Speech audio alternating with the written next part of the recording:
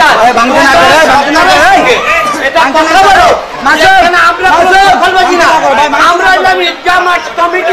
আমি একজন সাংগঠনিক সম্পাদক। দখলবাজির কথা উঠাইছেন কেন? এরা দখলবাজির কথা উঠছে এখানে মাঠ তারা বুঝতেছে।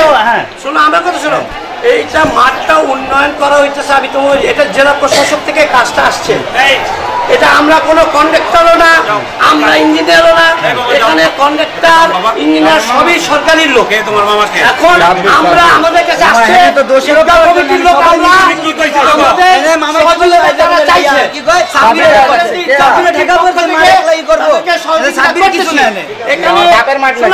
এই মাঠটা খেলারই মাঠ থাকবে, এই মাঠে অন্য কিছু হবে না।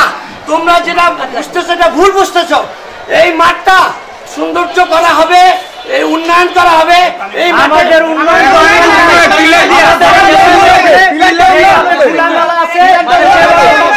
চারপাশে গাছ থাকবে, সুন্দর করে গাছ থাকবে, ডায়াবেটিসের রোগী বয়স্ক রোগীরা সাইড দিয়ে হাঁটাচলা করবে। তোমরা 2-4-5 জন আমি বলি উশৃঙ্খল না করে, তাহলে সম্পদ নষ্ট না করে তোমরা 2-4-5 জন বসো, তোমরা আসো।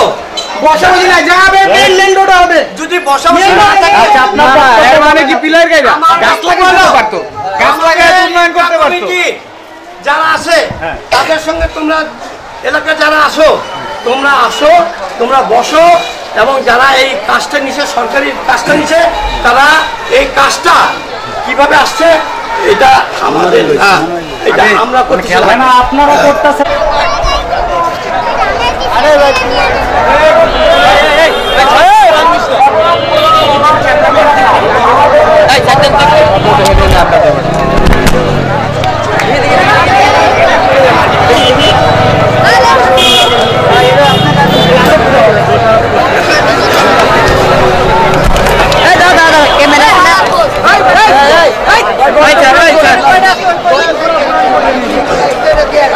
এটা আমরা চাচ্ছি না যে আমাদের বাউন্ডারি হোক, আমরা উন্মুক্ত মাঠ চাচ্ছি।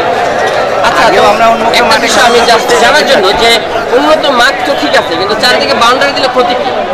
চারদিকে বাউন্ডারি দিলে দেখা যাচ্ছে একটা ঘেরাও হয়ে যাচ্ছে, ভিতরে অনেক সময় হয়তো বা আস্তে আস্তে করে এই যে মাঠ দখলের দিকে চলে যেতে পারে। আস্তে আস্তে দখলের পায়তারা হচ্ছে। হ্যাঁ, রাজনৈতিকভাবে এটা দখলের দিকে চলে যেতে পারে। প্রিয় দর্শক, আমরা দেখছি মাঠ দখলের হয়তো প্রক্রিয়া চলছে, এমনটাই বললো এলাকাবাসী। বিস্তারিত থাকবেন আমাদের সাথে ধারাবাহিকভাবে। এই মাঠ নিয়ে আমরা পুরো নিউজে আমরা আপনাদেরকে সবসময় রাখবো।